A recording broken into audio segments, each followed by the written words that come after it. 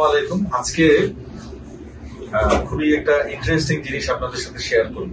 যখনই মানুষকে কলোনোস্কোপির কথা বলা হয়, কলোনোস্কোপির কথা শুনলেই মানুষজন একটা আতঙ্কিত হয়ে পড়ে যে কলোনোস্কোপি খুব ভয়ঙ্কর একটা পরীক্ষা, কলোনোস্কোপি করতে প্রচন্ড ব্যথা হয় এবং কলোনোস্কোপি করার সময় অনেক সময় খাদ্যনালীও ফুটা হয়ে যায়, যেটা অনেক ক্ষেত্রে আনারি লোকজন যদি করে অনেক ক্ষেত্রে এটা হতে পারে। তবে আমরা ইন্টারেস্টিংলি যেটা ফেস করলাম যে এক পেশেন্ট, তার আগে অ্যাবডোমেনে একটা অপারেশন ছিল, পেটের ভিতরে অপারেশন থাকলে এটা কলোনোস্কোপিটা জটিল হয়ে যায়। এই রোগীটা খুব চিন্তিত ছিল যে স্যার আমার কলোনোস্কোপি করার সময় কোনো ব্যথা হবে কিনা। তখন আমি বললাম যে আপনি কলোনোস্কোপি করবেন এবং কলোনোস্কোপি করে আমাদের অন্য রোগীদের ক্ষেত্রে এই আপনার অভিজ্ঞতা শেয়ার করবেন যে আপনি কোনো ব্যথা পেয়েছেন কিনা। এখানে আমরা 2টা পেশেন্ট রেখেছি। একটা পেশেন্টের এইমাত্র দেখেন ক্যানুলা করা, এইমাত্র আমরা কলোনোস্কোপি করেছি।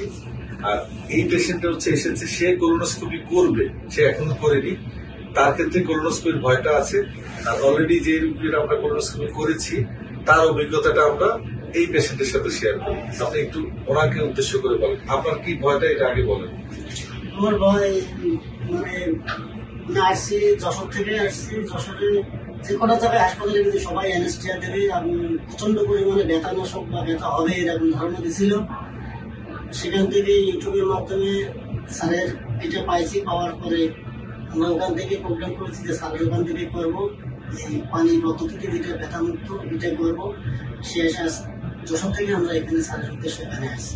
এখন ইউটিউব এখন হচ্ছে যে এই যে পেশেন্ট উনি কলোনোস্কোপি করেছেন এই মাত্র যে ক্যানুলাটা লাগানো, আপনি ওনাকে কিছু বলেন, আপনার অভিজ্ঞতা শেয়ার করেন। স্যার আমি কলোনোস্কোপি করেছি, কিন্তু আমি করার আগে অনেক বই আসছিলাম না জানি কি হয় ব্যথা, কিন্তু এখন কলোনোস্কোপি করার পরে আমি মানে সম্পূর্ণ ব্যথা মুক্ত পানি পদ্ধতি।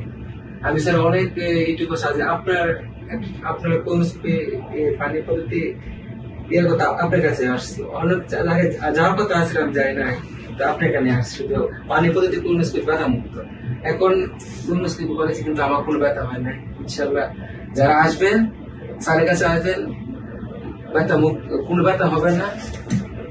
পানি পদ্ধতি কলোনোস্কোপি কলোনোস্কোপি করার সময় কথাও বলছে আমাদের সাথে, আমি কথা বলছি এবং আমি লাইভ সরাসরি দেখছি, যা মানে এটা কোনো অ্যানেস্থেসিয়া লাগে না, মানে এভাবে এত সহজে আমি কখনো ভাবি নাই এত সহজে কলোনোস্কোপি হয়েছে।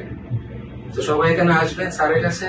আপনার কি ভয় দূর হয়েছে কিনা, বিশ্বাস হয়েছে কিনা?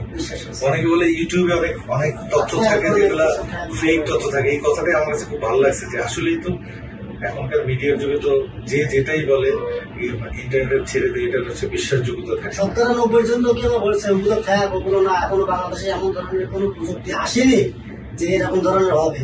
সেও একজন ডাক্তার, আমার এই মামা সেও ডাক্তার, একজন বড় ডাক্তার, সেও বলেছে এমন ধরনের ডিভাইস তো এখনো কখনো পাইনি। আপনি ইউটিউবে সার্চ দিতে দেখেন, ডক্টর মার্কটুক আপনি দুইয়ের একটা সার্চ দিতে দেখেন, আছে দেখেন উনি জাপানি থেকে এই জিনিসটা করেছে, 2 জন মিলে একসাথে করে, তাও বিশ্বাস করেনি। কিন্তু তার ওনার পরে টিপটা দিয়ে আমি চলে আসি আপনার কাছে। এখন হচ্ছে যে আপনার এই রোগীটার ওনার কথা শুনে আপনার বিশ্বাসটা কেমন? হ্যাঁ, বিশ্বাস, শতভাগ বিশ্বাস।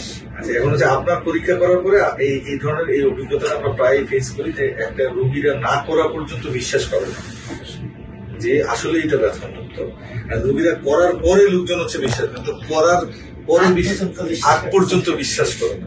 এই বিশ্বাস করার জন্য যে আমরা অনেক সময় কি করি, এখন হচ্ছে যে রোগীটার পরীক্ষা হয়েছে তাকে পরের রোগীটার কাছে পাঠাই যে আপনি একটু এই রোগীটাকে আশ্বস্ত করেন যে আসলে এটা ব্যথা হয়। স্যার আমি ওর টেনশন না ছিলাম কি ব্যথা হয়, এত সহজ হয়ে যাবে বলতেই পারি না যে 20,000-এর উপরে কলোনোস্কোপি করে ফেলেছি।